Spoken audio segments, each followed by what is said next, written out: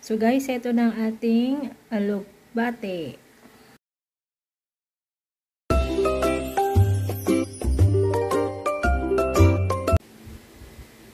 Hey guys! Kumusta po kayo? Welcome sa another episode ng Dave Mar TV. Guys, today magluluto tayo ng ginisang sardinas na may alok. Binigay nga pala itong alokbate, no? Nahugasan ko na siya. Malinis na siya, no? Binigay lang sa akin ng aking kapitbahay. Shout out kay Nanay Josie. Ang tataba ng kanyang tanim na alokbate, oh. Taba.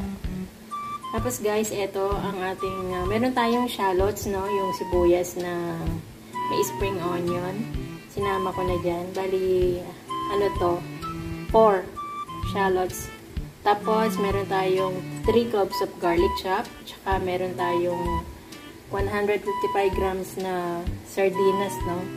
Half teaspoon ng crushed pepper, ground black pepper.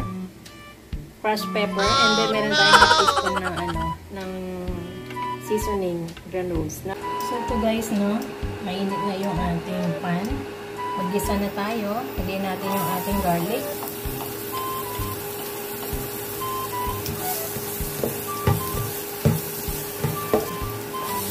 Shallot. Ayan. Onions.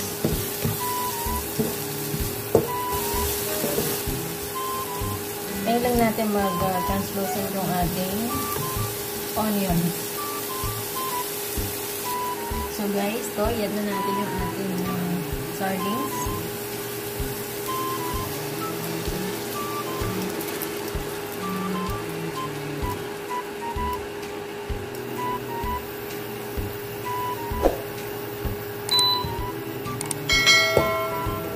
Yung ating apoy nasa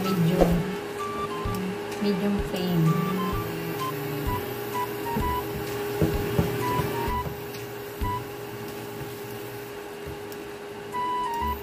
Then guys, add tayo ng water. Yung lata ng sardinas, no? Lagyan lang natin ng tubig. Yung maliit na sardinas lang to guys. 155 grams. Yan. Sayang kasi yung lasa. Yung sauce niya, meron pang natira dyan. Ayan lang natin siyang mag-boil guys. So, lagyan na natin yung ating seasoning, no? Then, mag-add din tayo ng konting patis. Mga 1 teaspoon. Then, i-stir lang natin.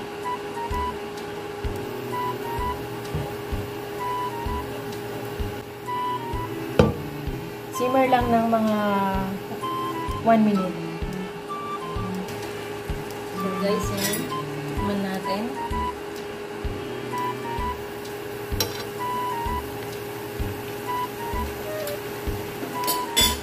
Guys, okay na siya. Sarap na naglasa niya. Tapos, sariwa pa galing sa bakuran, diba? Ng ating kapitbahay. Kay Nanay Josie. Ayan, ang tataba ng kanyang alokbate, oh guys. Sabi ko, gusto ko nga magluto ng alokbate na may ginisa sa sardinas. Dahil na paborito ko to eh. Saka masustansya ito guys. Yung alokbate. Lasa nito guys, parang spinach din eh. Diba?